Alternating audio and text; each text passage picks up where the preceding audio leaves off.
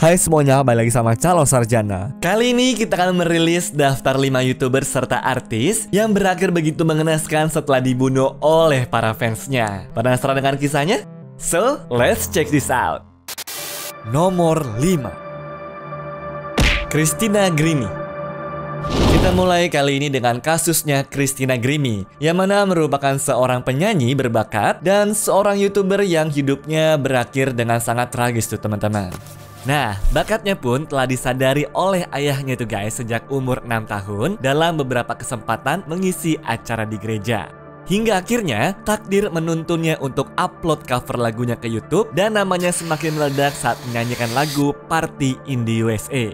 Apalagi responnya orang-orang positif banget. Bahkan dikutip dari Press Farm, dia menempati posisi kedua sebagai orang paling terkenal di YouTube setelah Selena Gomez. Karirnya pun sangat melejit, mulai dari penyanyi latar, lalu pembuka konser para artis ternama, dan berujung merilis albumnya sendiri yang berjudul Find Me dengan isi 8 lagu di dalamnya. Tentunya, dia nggak berhenti sampai di situ ya, karena pada tahun 2014 adalah awal dari karir indahnya, mulai dari meraih peringkat ketiga dalam ajang The Voice, sampai akhirnya dikontrak sama label terkenal Island Records. Apalagi Usher pun juga sempat julukin dia tuh sebagai baby Celine Dion karena range vokal yang luas dan kontrol suaranya pun yang luar biasa.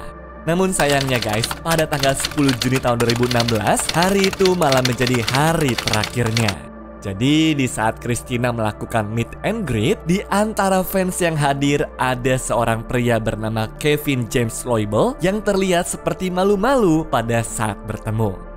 Sayangnya, waktu Christina membuka tangannya untuk memeluk Kevin, tiba-tiba dia malah mengeluarkan senjata api dan menembak kepala serta dada sang idola sebanyak 3 kali. Lalu nggak lama kemudian, pelaku menggunakan alat yang sama untuk mengakhiri hidupnya sendiri sebelum tertangkap. Pertanyaannya sekarang, kira-kira apa motif dari si Kevin Loibl ini ya guys? Nah, dari apa yang sudah gua cari, para polisi menemukan fakta tuh bahwa Kevin sangat terobsesi dengan Christina. Dia banyak menghabiskan waktunya untuk menonton video YouTube sang idola dan mengikuti semua akun media sosialnya. Bahkan yang creepy-nya, Kevin ini bahkan berusaha mengubah penampilannya termasuk melakukan operasi mata dan juga transplantasi rambut agar Christina bisa tertarik dengannya. Ditambah lagi, hasil polisi pun sejalan lurus nih guys dengan rekan kerja dan keluarganya yang bersaksi jika pria ini memang sangat mengidolakannya. Jadi kalau diasumsiin, kayaknya dia marah banget deh setelah tahu idolanya ini ternyata berpacaran dengan produsernya tuh. Nah, gara-gara sering digoda temannya kalau kesempatan dia sudah tertutup rapat, emosinya pun memuncak tuh guys, sampai membuatnya jadi kayak orang stres dan dilampiaskan dengan tindak kekerasan tersebut. Sederet artis yang tahu kisah ini juga turut menyampaikan penghormatan terakhirnya, baik di sosial media masing-masing ataupun di konser. Contohnya seperti Selena Gomez dan juga Charlie Puth ini. And I don't really understand how this really happened. But I would like to dedicate this next song to her. I was reading the news last night and heard that my good friend Christina Grimmie was killed, and I want to dedicate this song to her tonight. Nomor 4, Rebecca Schaeffer. Rebecca Schaeffer adalah seorang artis muda yang dibunuh pada 18 Juli 1989 oleh seorang penggemar obsesifnya tuh guys. Dia memulai karirnya sebagai model remaja yang kemudian beralih ke dunia akting, di mana namanya langsung melejit melalui perannya dalam sitkom My Sister Sam. Sehingga wajar aja dong kalau banyak fans yang mengidolakannya sampai akhirnya diajak buat main di banyak film lainnya. Nah, pada saat tragedi menimpanya, Rebecca sedang bersiap untuk audisi film The Godfather ketiga, yang sebenarnya bisa menjadi titik balik dalam karirnya. Namun sayangnya karirnya itu harus berakhir di situ teman-teman. Pada pagi hari pembunuhan, Rebecca terlihat mondar-mandir di apartemennya sambil menunggu naskah untuk audisi. Robert Bardo yang merupakan fansnya selama ini sudah mencari tahu rumah dari Rebecca dengan cara membayar agen detektif swasta. Tujuan utama Robert nyamperin Rebecca ke rumahnya karena pengen menyampaikan ketidaksukaannya dengan adegan 17++ di salah satu filmnya tuh. Cuma dia membungkusnya dengan cara mau minta tanda tangan koleksi dalam fotonya. Mungkin karena saking cintanya dia sama Rebecca, si Robert ini nggak bisa terima kalau sang artis beradegan ranjang dengan pria lain. Nah, karena nggak puas sama jawabannya, Robert pun menunggu waktu yang tepat untuk kemudian melayangkan besi panas ke badan Rebecca. Dari situ, tetangga mendengar teriakan sang artis, sedangkan pelaku sudah melarikan diri dari lokasi kejadian.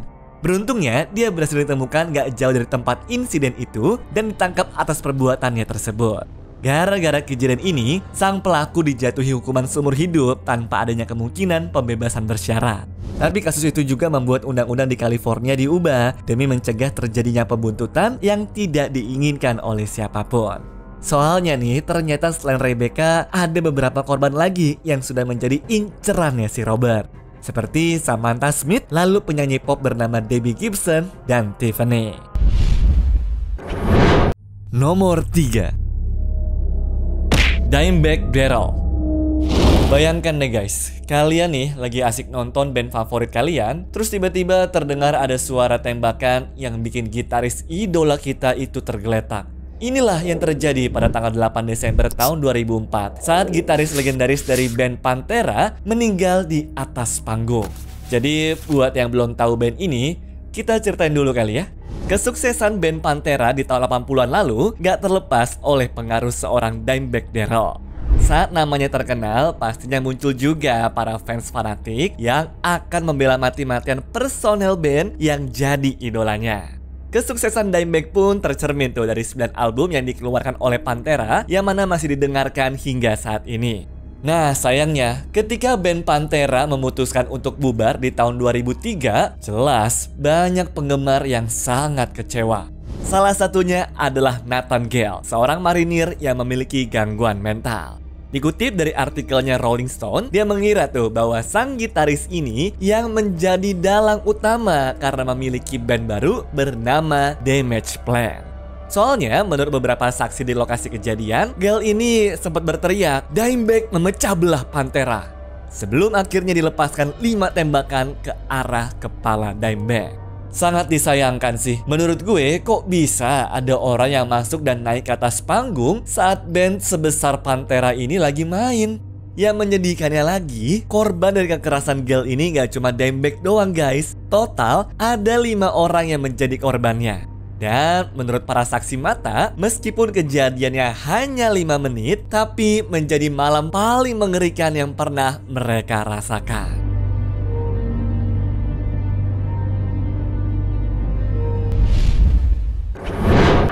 Nomor 2. Mayu Tomita. Siapa sih yang gak tahu dengan girl band AKB48 yang berasal dari Jepang itu guys? Bisa dibilang mereka adalah pionir tuh guys, sebelum akhirnya muncul girl band lainnya di seluruh dunia seperti salah satunya JKT48. Saking hebatnya mereka, fansnya juga bisa dibilang fanatik banget nih. Nah, kalau teman-teman tahu, salah satu anggotanya adalah Mayu Tomita, di mana dirinya juga pernah muncul di film Kamen Rider 4Z.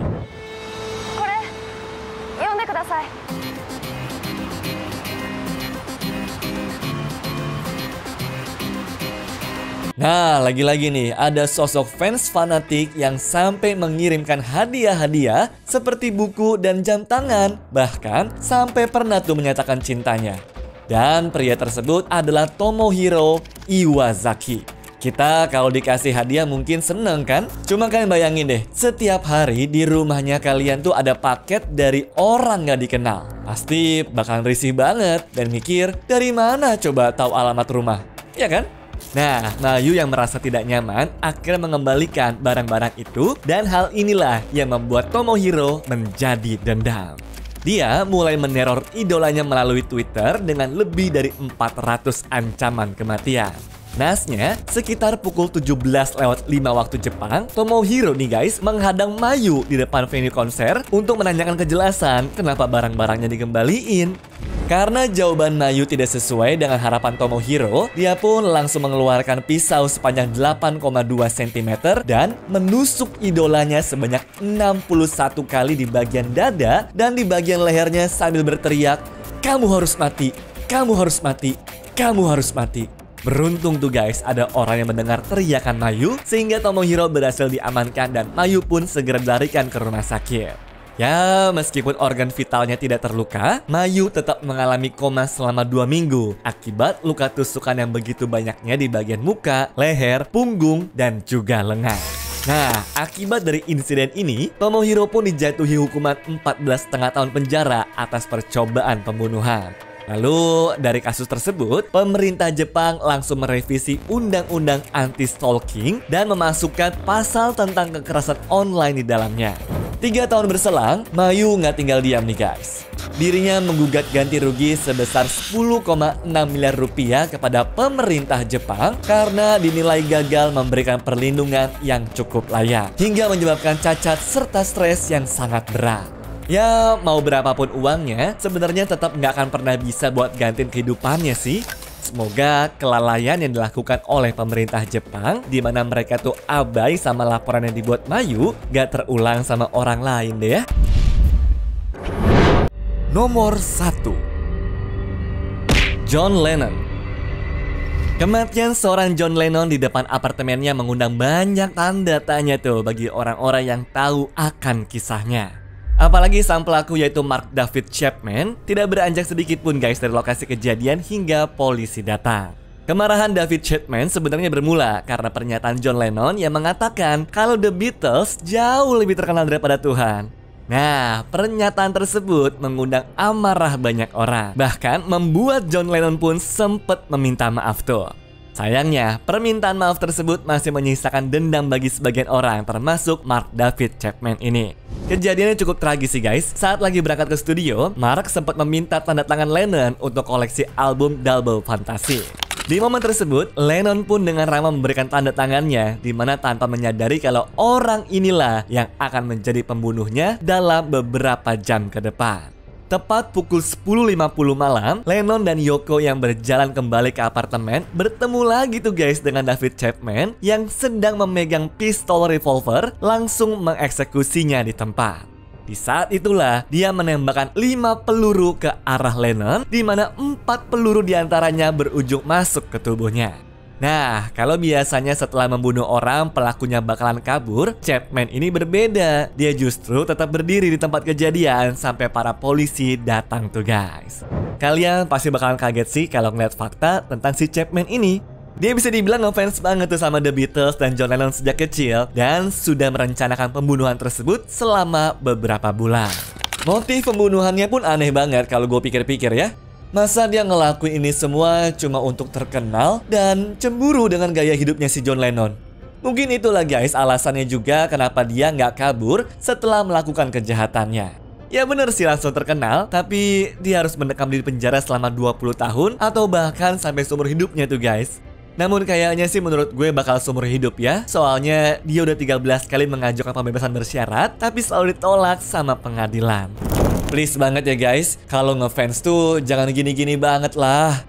Boleh-boleh aja idolain orang, cuma tetap harus dilakukan dengan cara yang positif dan tidak berlebihan ya.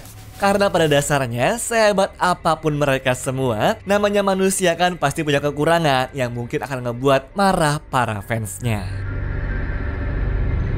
Anyways, cukup sampai di sini ya guys video hari ini. Sampai jumpa di video selanjutnya. Dah.